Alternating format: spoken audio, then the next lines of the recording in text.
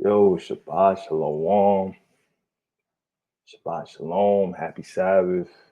Happy Saturday to the people. Peace to you, man, for a beautiful day. May the Most High grant you complete serenity today. Soundness of mind, resolve of character, strengthen your thoughts, strengthen your perseverance, help you push forward. You know what I mean? We'll get into the Bible study stuff in a little bit. But right now, I'm feeling blessed. And I hope you are too. I want to get into some more of the Moynihan report. Forgive me, been so busy these past couple days. Had to pause it a bit, taking care of some stuff with the home team. Shout out to the home team.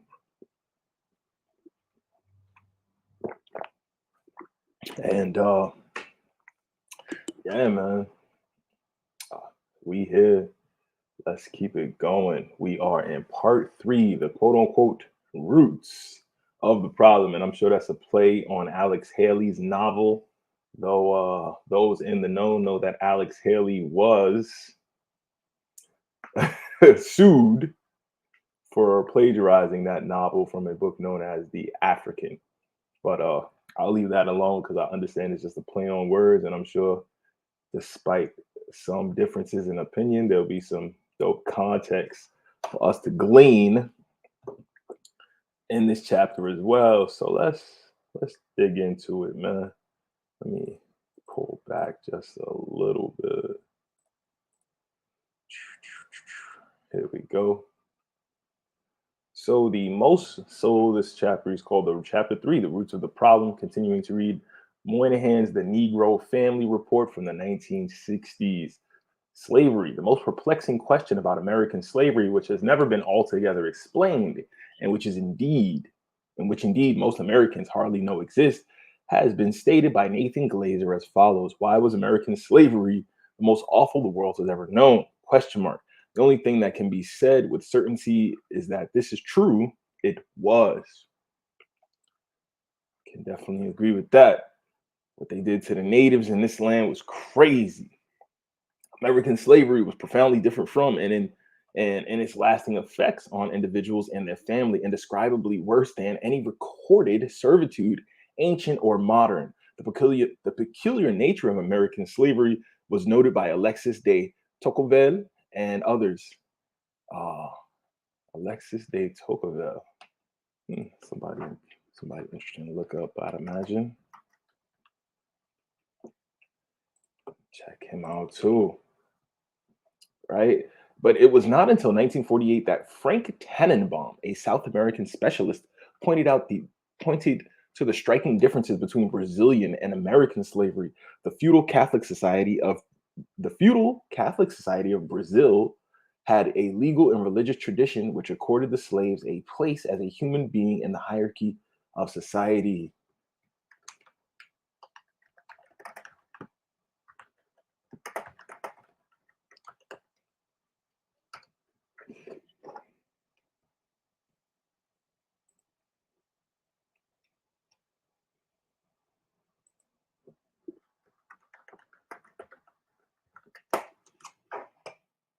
Mm, very interesting. Listen, man, this is very interesting. We're gonna keep digging. Hold on 1 second for me, gang. Hold on 1 second for me. Please don't mind the Farrakhan in the background. Please don't mind the Farrakhan in the background. Oh, we have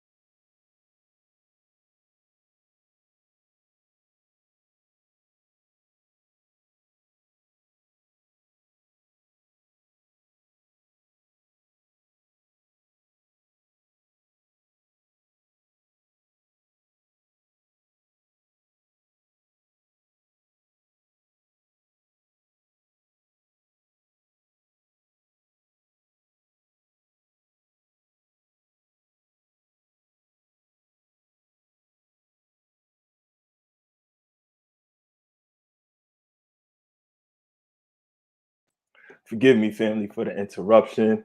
Forgive me for the interruption. But we are continuing on with the Moynihan report. We in chapter 3, the root of the problem.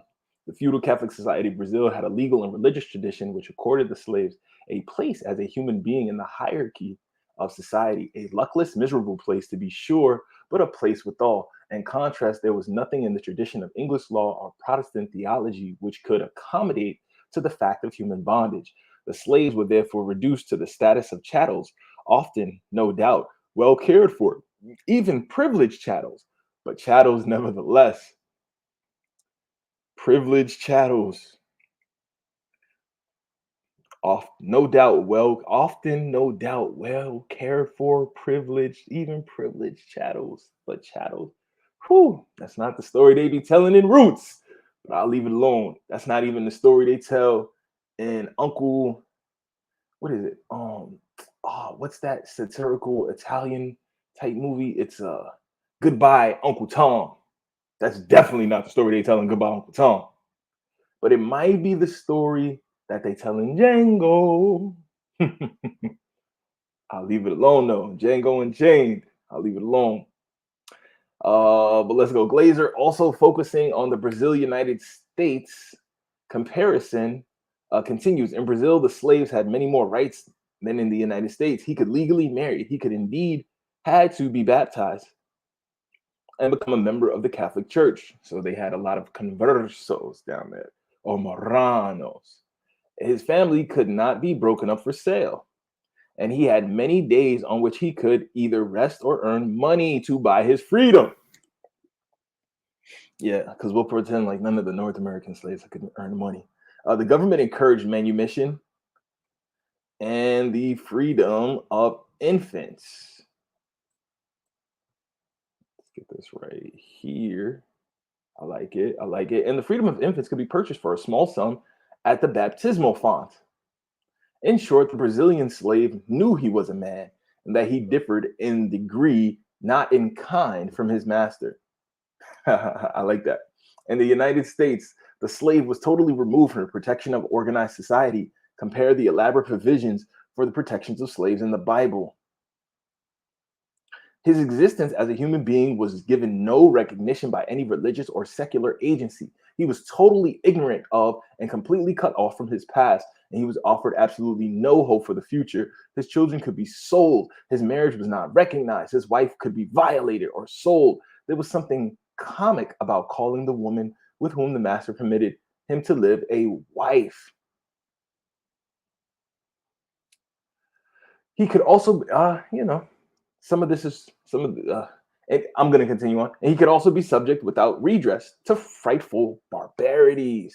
There were presumably as many sadists among slave owners, men and women. Men and women. Oh, I thought they weren't women slave owners. And some of them were sadistic, meaning they were like brutalizing the slaves.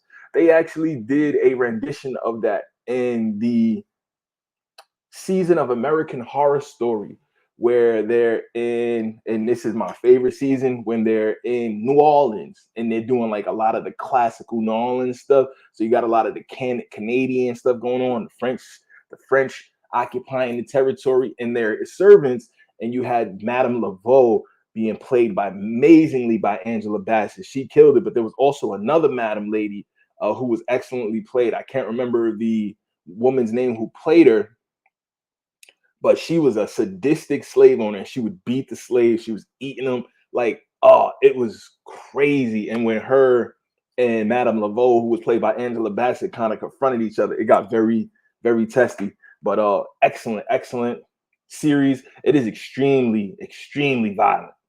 It is extremely gory.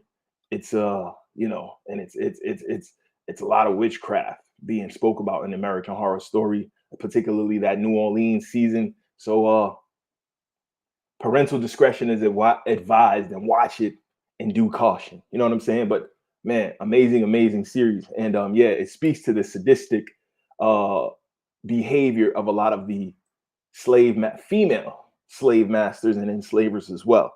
The slave could not by law be taught to read or write.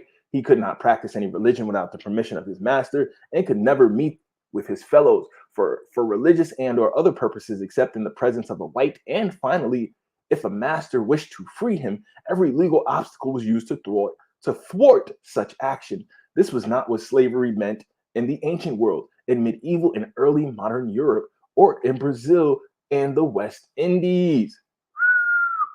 Mm. Most important, American slavery was also awful in its effects. Yeah, I mean, listen, we're not going to pretend like the slavery conditions in Brazil and the West Indies were nice. They weren't. You could argue some of those sugar plantations were the most brutal places, and they would send people to the West Indies to get them to get them broken in before they put them into the mainland, as many of the historical accounts. So, context. More important, American slavery was also awful in its effects.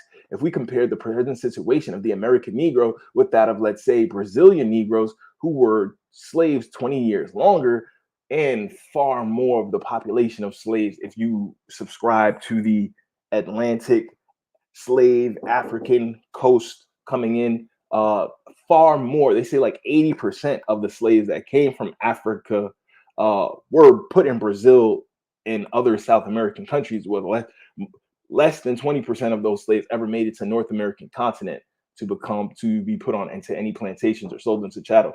1 second, guys.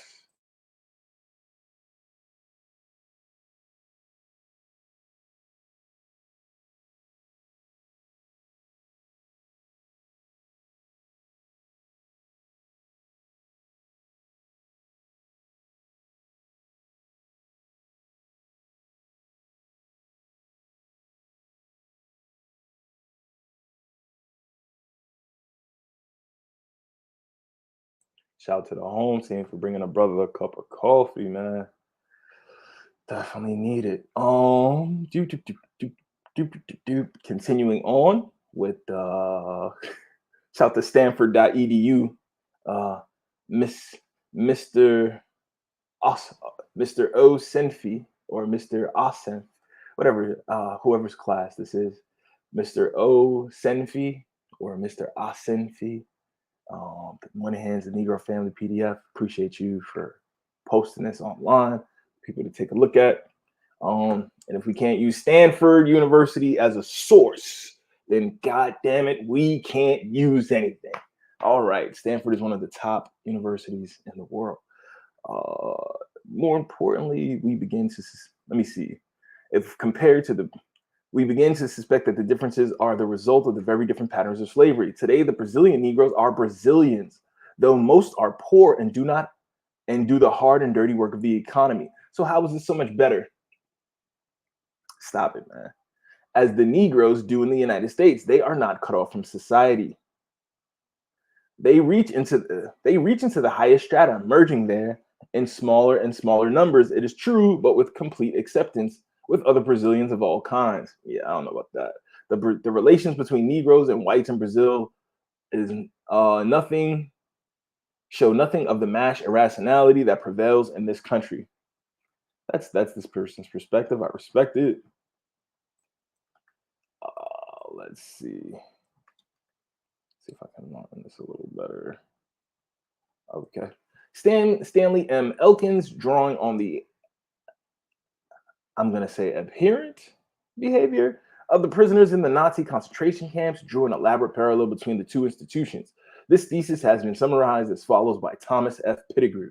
Both were closed systems with little chance of manumission, emphasis on survival, and a single omnipresent authority. The profound personality change created by Nazi internment, as independently reported by a number of psychologists and psychiatrists who survived, was toward childishness and total acceptance of the SS Guard as father figures, a syndrome strikingly similar to the Sambo caricature of the Southern slave.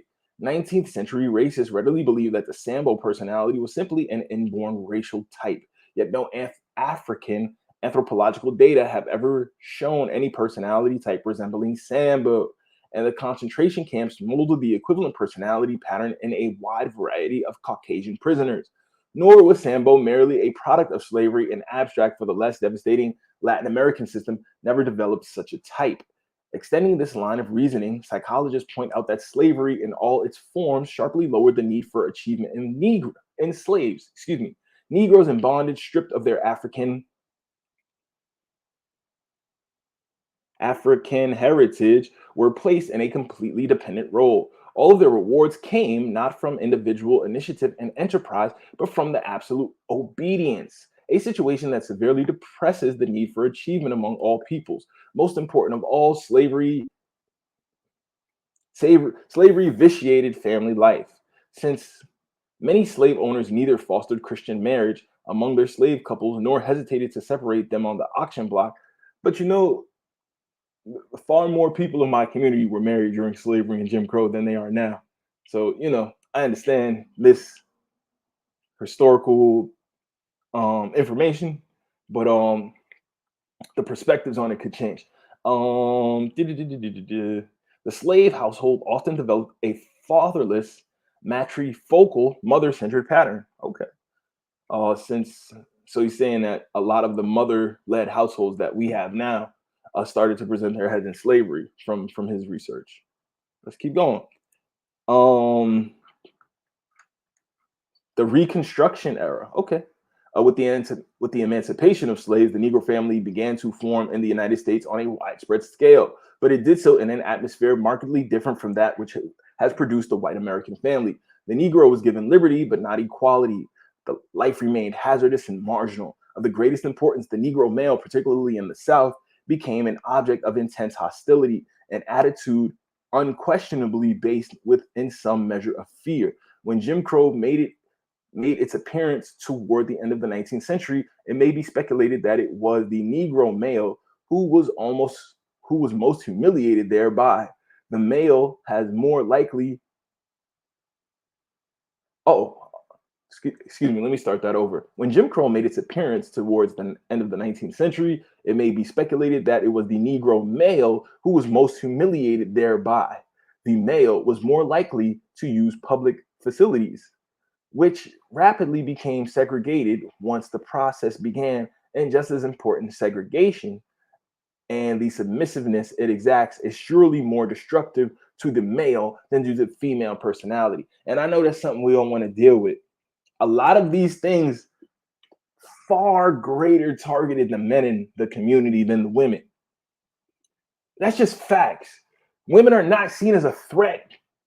Look, it literally says that. Keeping the Negro in his place can be translated as keeping the Negro male in his place. The female was not a threat to anyone.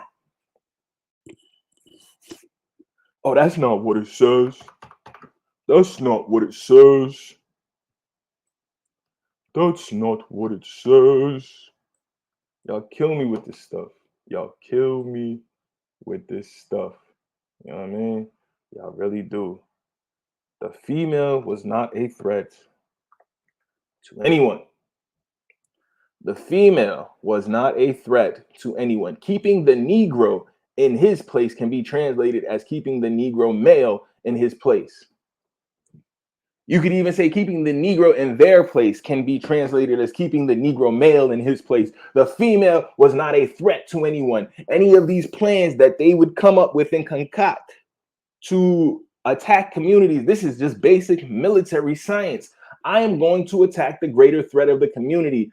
The greater threat in the community is the men. They can physically fight better. They can put in more hours of work to build the community. They can do more farming. They can do more plowing. They can do more tilling. They can do more irrigating. If they are given the correct information, they can do more construction and more building and more engineering, more routing of water, more creating jobs and economies and businesses for people under them to learn and continue to feed their families. The men are the far greater threat of the community. That does not negate the female's role in the community, the mother being the first teacher of the child. The mother, if put in her right frame of mind and trained carefully and trained appropriately, being an amazing nurturer to the children and the family, providing the nutrition, providing the support, providing the encouragement, providing just her magical touch to everything that is given to her by her counterpart. This is divine order. But that doesn't make her a threat. That makes her an incredible asset and ally if utilized correctly and put into her proper role and uplifted and supported and nurtured and allowed to blossom into her full potential. She's an amazing asset that can help any man level up, level up, level up, help any family grow and bloom. But she is not the threat in the community, and she is not the primary person these plans were put in place against. That is just reality. That is just reality. Do with it what you want, take it or let it alone. Excuse me. Unquestionably, these events worked against the emergence of a strong father figure. Unquestionably, these events worked against the emergence of a strong father figure.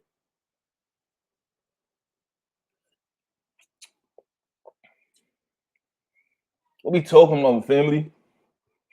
What we talking about? Y'all sitting here like, oh, we need a Kamala. It's our turn. It's our time. Do y'all understand that y'all are essentially saying that our community doesn't need strong male leadership? Our community doesn't want to be a threat to anyone else. So let's put up a female so we're not seen as a threat. Unquestionably, these events worked against the emergence of a strong father figure, the very essence of the male animal. From the bantam rooster to the 4-star general is to strut his stuff.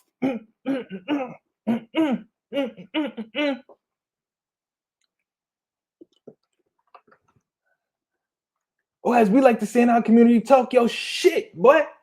Let me talk my ish again. Can I talk my ish again?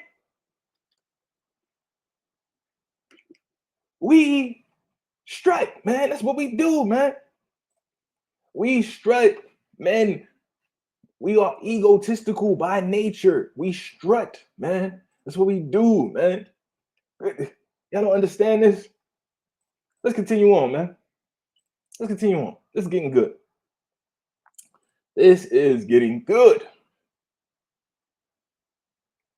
Unquestionably, these events worked against the emergence of a strong father figure.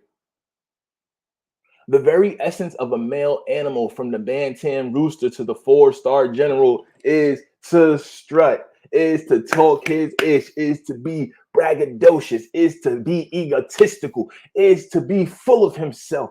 And the better he feels about himself, the more full of himself he is, the more cocky he is, the more fruit this man will bear for his community if that energy is channeled in positive ways, having amazing, amazing people in his cipher, right? Indeed, the 19th century America, a particular type of exaggerated male boastfulness became almost a national style. Not for the Negro male. The sassy nigga was lynched. Whoa, they been calling us sassy? Hold on. They been calling us sassy?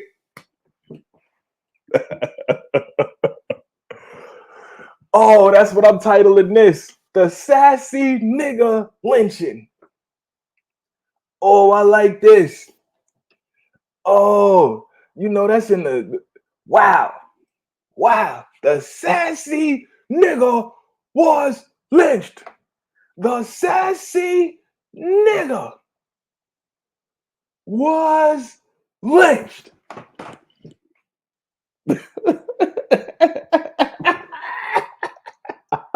Oh, he being sassy. Oh, is that code word for being confident? For boasting? For feeling good and prideful about yourself? Do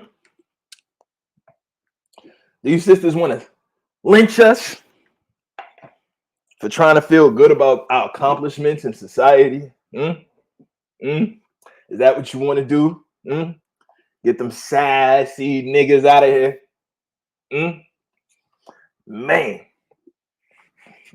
oh man, reading is fun to mental, boy.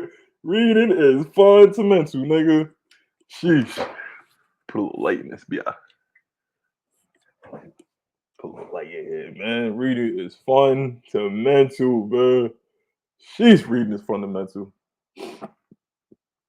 In this situation, the Negro family made but little progress toward the middle class pattern of the present time. Margaret Mead has pointed out that while quote unquote, in every known human society everywhere in the world, the young male learns that when he grows up, I'm so sorry, that when he grows up, one of the things which he must do in order to be a full member of society is to provide food for some female in her young. Let me repeat that. Margaret Mead has pointed out that while in every known human society, everywhere in the world, the young male learns that when he grows up, one of the things in which he must do in order to be a full member of society, in order to be seen as a full man, a full citizen, a full contributor to the world around him and his community, is to provide food for some female in her young. This is ingrained in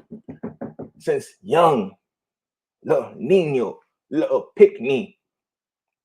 This pattern is not immutable. However, it can be broken, even though it has always eventually reasserted itself.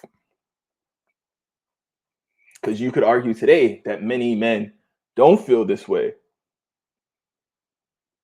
50-50. I ain't paying for no shorty to do this and do that. It's been broken. Within the family, each new generation of young males, but then the question is who broke it? Because a lot of these young males don't get to see males taking care of females. Why is that?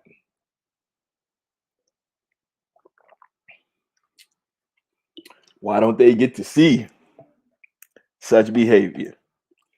My, my, my, my, my, my, my, my. Mm. My. Come on. Within the family, each new generation of young males learns the appropriate nurturing behavior. Oh, men aren't nurturing? Women are nurturing. This is what I'm all right, cool. Y'all need to stop and superimpose upon their bio. Yeah, you know what? I think we need to get into that real too. Definition of nurture. Because to say men are not nurturing is a dumb statement. To take care of, feed, or protect someone. This is Cambridge.org. To take care of, feed, or protect someone, something, especially young children or plants, or help him or her or it to develop.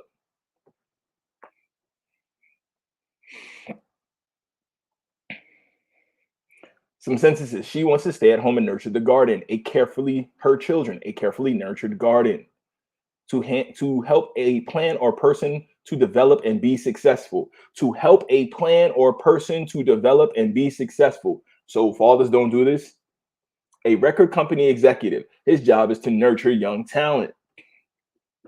So men don't do this at their jobs and in their homes. They don't provide, they don't feed and protect. I'm pretty sure men provide provision and protection. So how can it be women are more nurturing if the very definition of nurture is to provide provision and protection of something? How? If the very definition is to take care of or feed and protect, don't men provide the provision and protection? So if men are allowed to be in a natural place, they are the most nurturing people in the community. And a community nurtured by men is a community that is seen as a threat to other communities and a more beneficial community to itself and the rest of society. His job is to nurture. Men are nurturing. Nurture as a noun, the way in which children are treated as they are growing, especially as compared with the characteristics they are born with. The nature versus nurture conversation.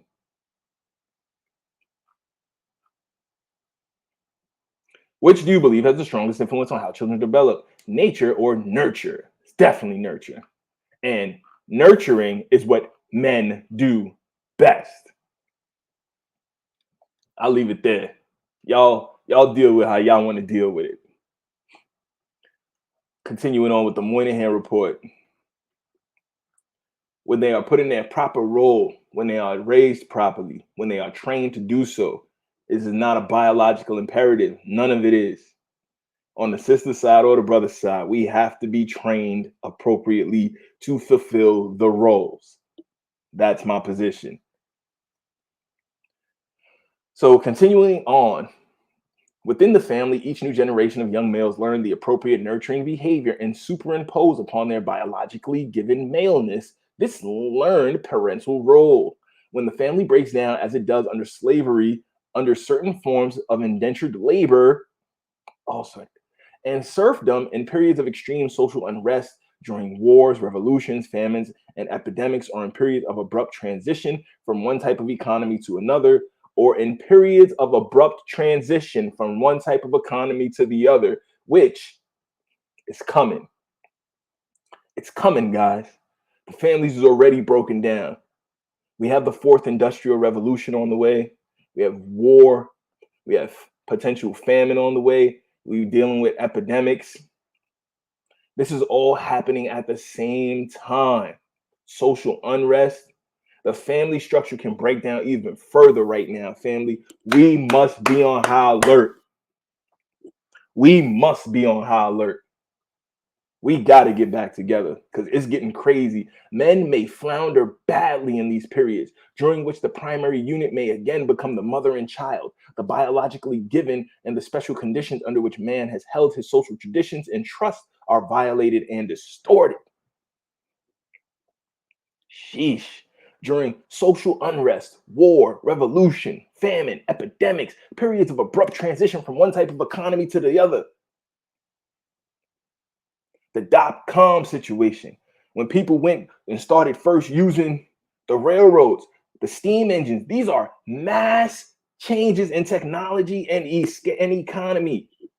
And by relation of changing the technology, the economy changed as well. The jobs changed, the skills required to work those jobs change. So if the skills required to work those jobs change, the money I can make changes based on my level of skill with all these new innovations.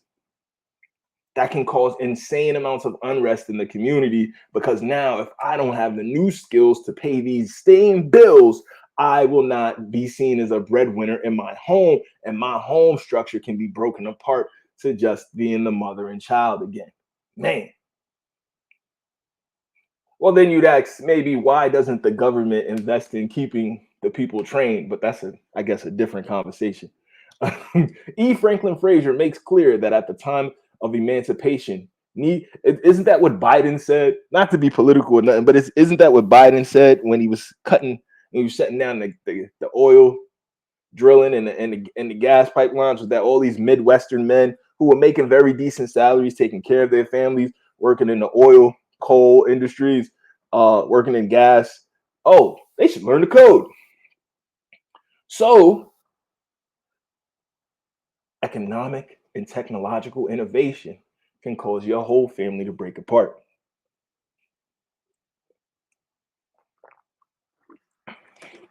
Ain't that about a bitch? Social media, economic and technological innovations causing families to break apart. Talk about it. E. Franklin Frazier makes clear that at the time of emancipation, Negro women were already accustomed to playing the dominant role in family and marriage relations, and that this role persisted in the decades of rural life that followed. My goodness, urbanization, the country life and city life are profoundly different. The gradual shift of American society from a rural to an urban basis over the past century and a half has caused abundant strains, many of which are still much in evidence. When this shift occurs suddenly, drastically in one or two generations, the effect is immensely disruptive of traditional social patterns. It was this abrupt transition that produced the wild Irish slums of the 19th century Northeast. Drunkenness, crime, corruption, discrimination, family disorganization, juvenile delinquency were a routine of that era. Since they always want to talk about American blacks, what about when the Irish came here in the 1800s and lived in the Northeast? Gangs of New York is a great film that depicts some of that. Shout to Martin Scorsese, Hayes Man for life, stand up.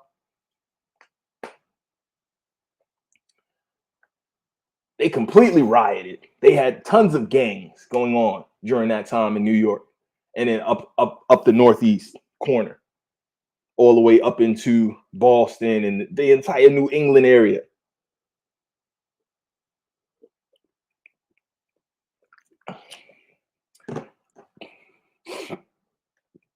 Excuse me, continuing on, in our own time, the same sudden transition has produced the Negro slum, different from, but hardly better than its predecessors, and fundamentally the result of the same process. Negroes are now more urbanized than whites. Urban population as percent of total by color by region in 1960, United States, 69.5% of whites in the United States live in urban places. 73.2% of the Negroes in the Northeast. 79.1% of whites live in urban areas, while 95.7% of the Negroes live in urban areas in the Northeast and North Central part of the United States. 66.8% of whites live in urban areas, while 95.7% of Negroes live in urban areas. In the South, the South is not as urbanized. It's definitely much more, you can get much more space, but there are some city-like areas popping up all over the place. So there's parity in who lives in the urban areas. Actually, it leaned toward the whites. I'd love to see what the more updated numbers would show. And in the West, come on. So only in the South is any parity in the type of living. I don't think this has changed much, to be honest with you. The U.S. Census population, 1960, U.S. Summary Table 155 and 233. Non-white population by race, Table 1. That is the source. Source up. Negro families in the cities are more frequently headed by a woman than those in the country. The difference between the white and Negro portions of families headed by a woman is greater in the city than in the country. Urbanization, country life, and city life are profoundly different. The gradual shift of American society from a rural to an urban basis over the past century and a half has caused abundant change, many of which are still much in evidence. When this shift occurs suddenly, drastically, in 1 or 2 generations, the effect is immensely disruptive of traditional social patterns. It was this abrupt transition that produced the wild Irish slums of the 19th century Northeast. Juvenile delinquency. Continuing on, in 1939, E. Franklin Frazier described its plight movingly in that part of the Negro family entitled "In the City of Destruction."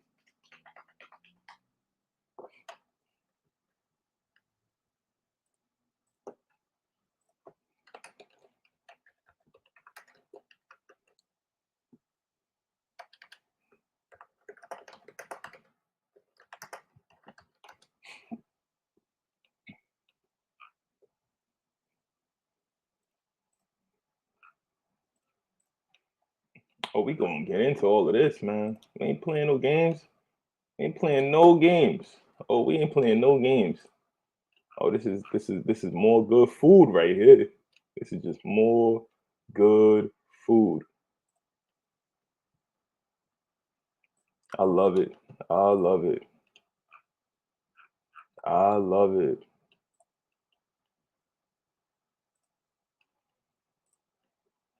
This is amazing. This is good, good, good, good. So we continuing on. E. Franklin Frazier, the Negro family, entitled in this section entitled "The City of Destruction." The impact of hundreds of thousands of rural Southern Negroes upon northern metropolitan communities presents a bewildering spectacle. Striking contrasts in levels of civilization and economic well-being among these newcomers to modern civilization seem to baffle any attempt to discover order and direction in their mode of life. In many cases, of course, the disillusion of simple family life by organization has begun before the family reaches the northern city. But if the disillusion of simple family life has begun before the family reaches the northern, so they already break, like, The moving to the city part is the last straw. So much has happened mentally. So many events have already taken place that the moving to the city is the final manifestation of a breaking, fracturing plan already in place. But if the families have managed to preserve their integrity until they reach the northern city, poverty, ignorance, and color force them poverty, ignorance, and color force them to seek homes in deteriorated slum areas from which practically all institutional life has disappeared. So that means it was there at one time. Why did it leave? Oh, because the Jews don't live in the slums anymore. The small hats don't live in the slums anymore, so they took their businesses with them. Ashkenazis, Oscar Mayer, Jafer and Jafer, Gomer, Japheth.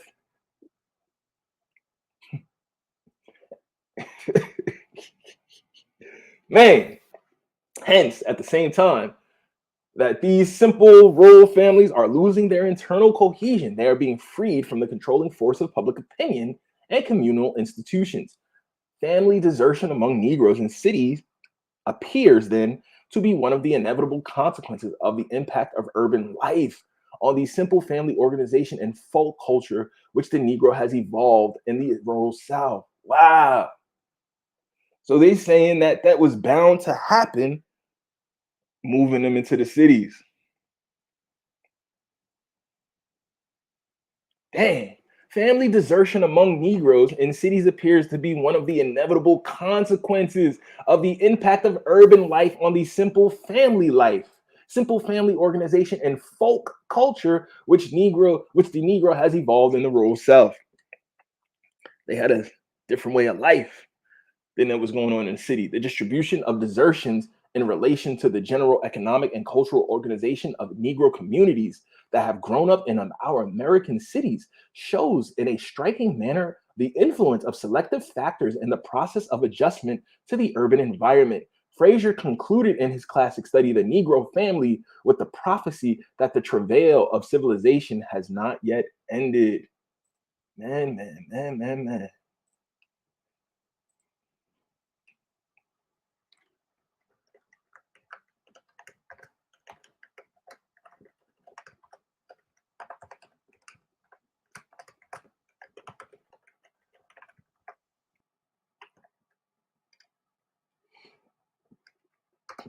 Man, man, man, man, man.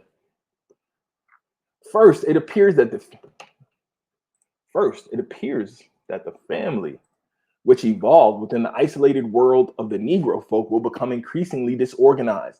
Modern means of communication will break down the isolation of the world of Black folk. You mean these phones? You mean these tablets? You mean this Wi-Fi? Mm-mm-mm. And as long as the bankrupt system of Southern agriculture exists, Negro families will continue to seek a living in the towns and cities of the country. They will crowd the slum areas of southern cities and make their way to northern cities where their family life will become disrupted and their poverty will force them to depend on charity. My Lord. 1/3 of non-white children live in broken homes. This was in the 60s, family. 1/3 of so you get 6 kids in a room, 2 of them live in a broken home. And that was then. Broken homes. Percent United States, white, boom, non-white, boom, urban, boom, white is about 11%, non-white, damn, rural, non-farm, boom, white, non-white, boom, rural farm, even less. But it's less on the farm for, but not not much less. Jesus. In every index of family pathology, divorce, separation, and desertion, female family had children in broken homes and illegitimacy. The contrast between the urban and rural environment for Negro families is unmistakable. Harlem, into which Negroes began to move early in this century. Give me 1 second, gang.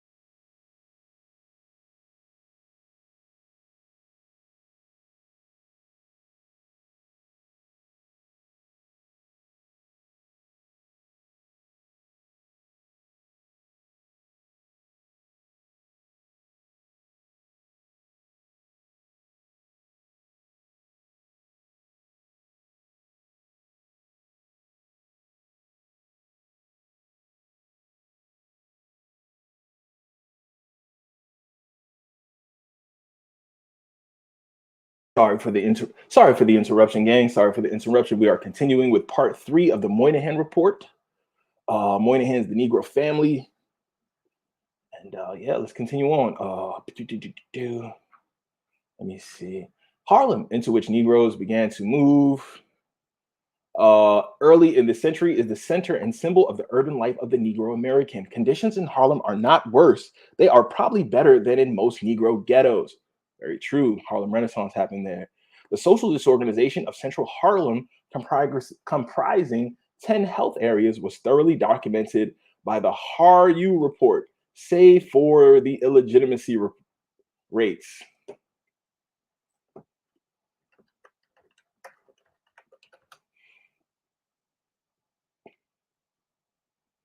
We going to dig into these, man.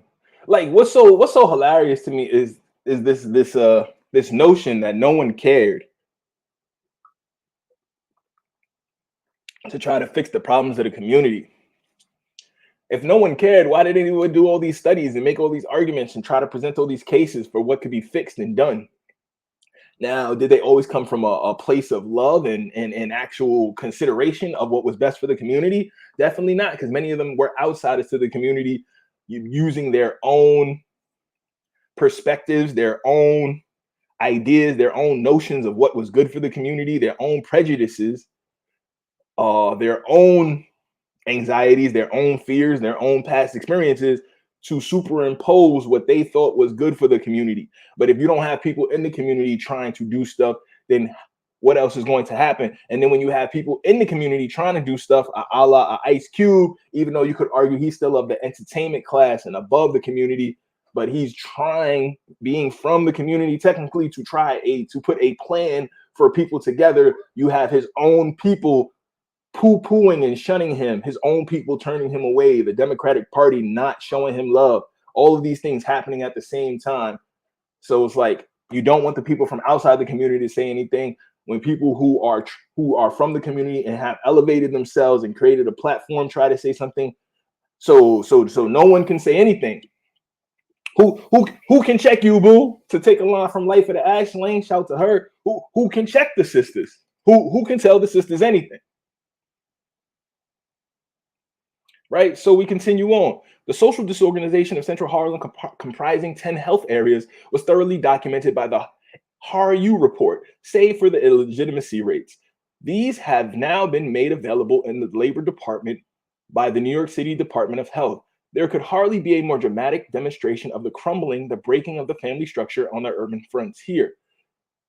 Estimated illegitimacy ratios per 1,000 live births for non-whites in Central Harlem by health area.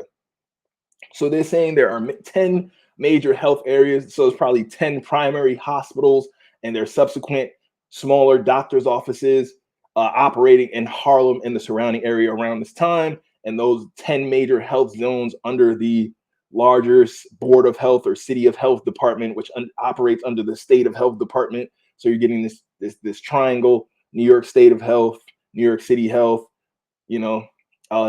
Harlem's Health Department, 10 major health zones. These 10 major health zones of Harlem are as follows. Here are the numbers, right? 1963. So per 1,000 children born alive, non-white. So total for per 1,000, you had a total average of 434.1. And zone 8, 367.6 out of 1,000. In zone 10, 488.9. Essentially 50% of the births. Come on, guys. This is crazy. Essentially 50% of the births in every zone. 50%. 50%. 50%. This is essentially 50% of the births, guys. 40% in one zone. But it averages out to about 43.4% of the births. So that put 10 kids in a room. 4 to 5 of them are born illegitimately. How can you create a good community like that? Just how?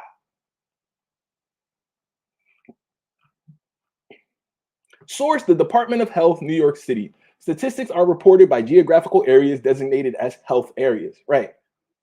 So you probably got Upper Harlem, Mid-East Harlem, North Harlem, they probably divide from like 86th Street to 125th Street, east to west, You know what I mean? Like, well, I don't know if 86th Street would be Harlem, but you guys know what I'm saying. From like 125th Street to 145th Street, east to west side, 125th Street to 145th Street, west side, 145th Street to 159th Street, east side, 125th Street, 145th Street to 159th Street, west side, etc., etc. It's probably broken down much more intricately than that, but I'm just trying to give examples off the top of my head of how it could be broken down.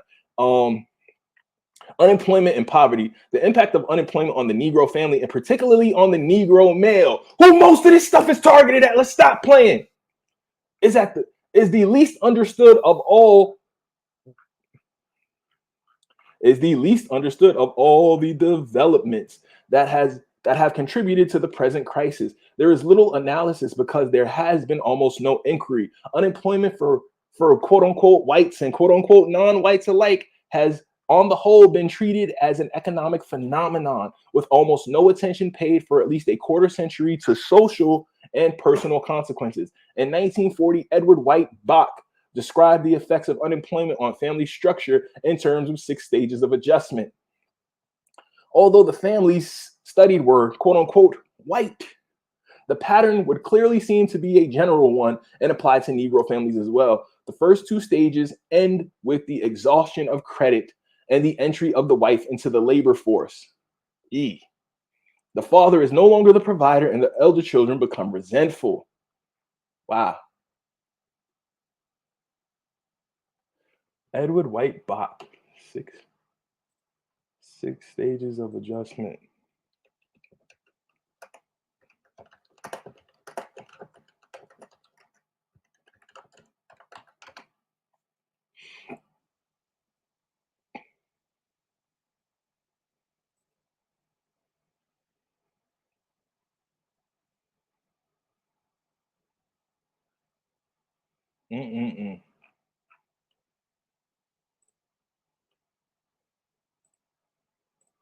Crazy. This is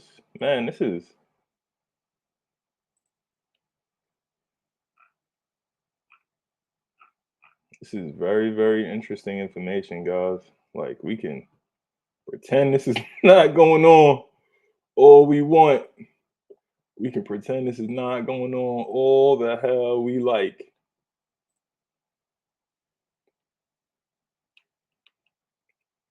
This is crazy. This is really very interesting, guys.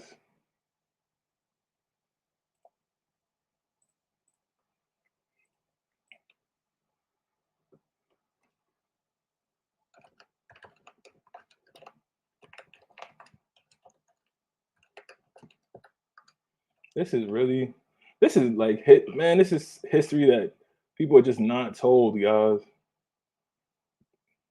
This is just history people are not told, guys.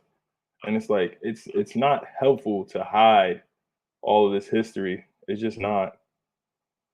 It's just not. It's just really not helpful to hide all this history.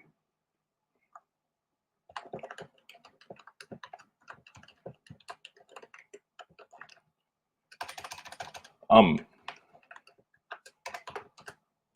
going hard, gang. Forgive me. You know, I'm learning with y'all. So I'm like in real time reacting and trying to chronicle and like I'm tired of playing these games, gang. We're gonna have more intellectual conversations. Jesus. So again, Edward Bach, the first 2 stages, and with the exhaustion of credit and the entry of the wife into the labor force, the father is no longer the provider and the elder children become resentful. The 3rd stage is the critical one of commencing a new day-to-day existence. At this point, 2 women are in charge.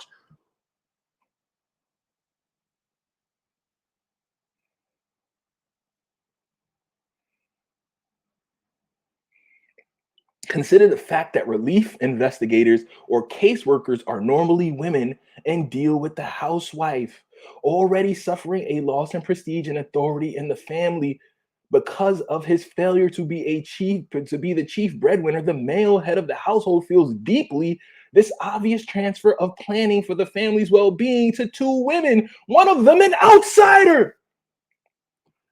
When you get a CPS case When you get a social worker coming to your house all the time, when you got to always go to one of these family centers that are under child services, and whether it be the Beacons or the Jesus House or the this and that, those places are literally taking the role of the man in the house. And now you have two women, because generally these caseworkers, 9 times out of 10, be female, now running the decisions for a house that a man is supposed to be doing. This is creating resentment in the children. Could this also encourage male children to want to be female so they can feel dominant and powerful in their home?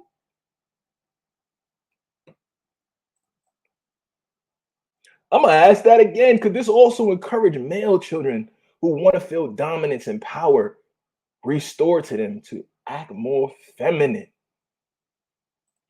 Yup, that's nasty work. Woo!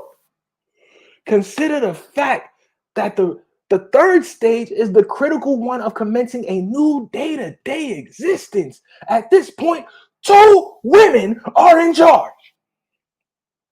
Consider the fact that relief investigators or caseworkers are normally women and deal with the housewife, already suffering a loss in prestige and authority in the family because of his failure to be the chief breadwinner. The male head of the family feels deeply this obvious transfer of planning for the family's well-being to 2 women, one of them an outsider. His role is reduced to that of an errand boy. To and from the relief office. Back and forth to the welfare office, this boy go. Back and forth to the job center, this nigga go. If the family makes it through this stage, Bach finds it that it is likely to survive, and the rest of the process is one of adjustment. The critical element of adjustment was not welfare payments, but work. Having observed our family, the critical element of adjustment was not welfare payments, but work. Having observed our families under conditions of unemployment with no public help, or with that help coming from direct and from work relief, we are convinced that after the exhaustion of self-produced resources, work relief is the only type of assistance which can restore the strained bonds of family relationship. Sheesh. Get that man back to work, man. Get him strutting himself again. Get his family feeling good about him again. Get his children looking up to him again. Let them see the man productive again. In a way which promises the continued functioning of the family and meeting the responsibilities imposed by our culture. My God, work is precisely the one thing the Negro family head in such circumstances has not received over the past generation. The fundamental overwhelming fact is that the Negro unemployment, with the exception of a few years during World War II and the Korean War, has continued at disaster levels for 35 years. And it's been longer now. Yo, guys, we're going to have to pause this. Once again, this is particularly the case in the northern urban areas to which the Negro population has been moving. This is crazy, y'all. The 1930 census taken in the spring before the Depression and the full. We're going to pause this right here. We're going to come right back with the rest of part 3. Let's go.